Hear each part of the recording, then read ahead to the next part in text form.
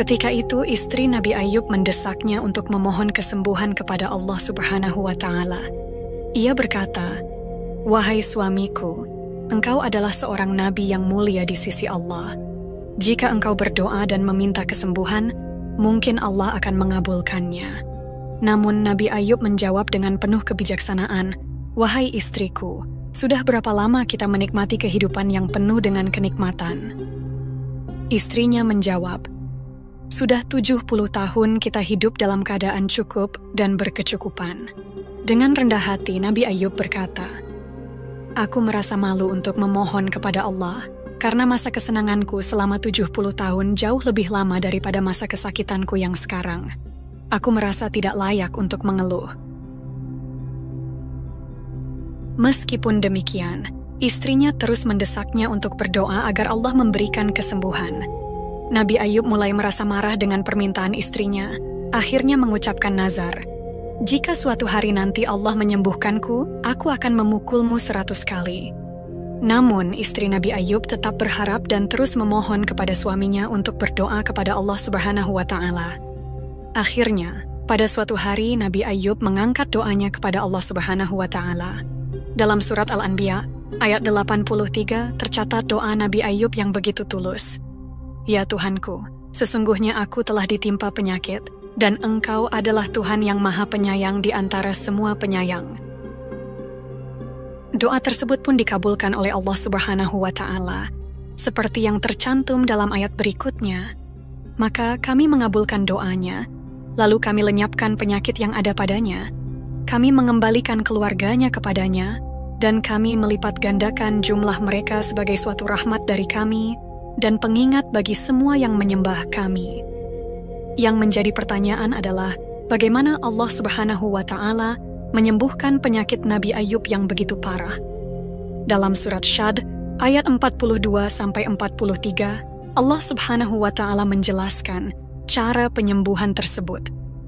Allah berfirman, "Hentakkanlah kakimu, inilah air yang sejuk untuk mandi dan untuk minum. Kami anugerahkan kepadanya keluarganya, dan kami lipat gandakan jumlah mereka sebagai rahmat dari kami, dan pelajaran bagi orang-orang yang berpikiran sehat." Setelah mendengar perintah tersebut, Nabi Ayub pun mengikuti apa yang Allah firmankan kepadanya. Dalam keadaan tubuh yang lemah, beliau merangkak dan menginjakkan kakinya ke tanah. Tiba-tiba, air memancar dari tempat pijakan kakinya. Nabi Ayub lalu mandi dan meminum air tersebut.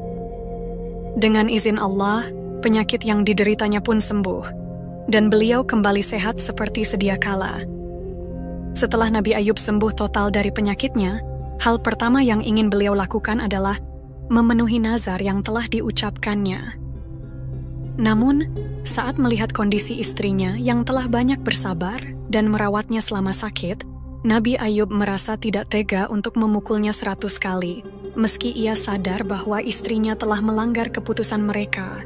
Istrinya, yang sempat merasa putus asa dan kehilangan kendali diri, akhirnya diingatkan oleh Allah Subhanahu wa Ta'ala. Allah berfirman, "Dan ambillah dengan tanganmu seikat rumput, lalu pukulkanlah dengan itu dan jangan engkau melanggar sumpahmu. Sesungguhnya kami mendapati dia sebagai seorang yang sabar. Dialah sebaik-baik hamba. Sesungguhnya dia sangat taat kepada Tuhannya." Mendengar perintah itu, Nabi Ayub mengambil 100 batang rumput yang diikat menjadi satu, kemudian memukul istrinya hanya sekali.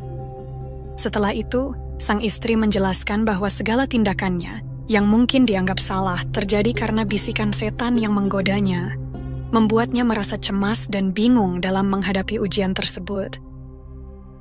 Dalam sebuah riwayat disebutkan bahwa setelah sembuh dari penyakitnya, Nabi Ayub hidup selama 140 tahun lagi, hingga beliau dapat menyaksikan keturunannya yang keempat.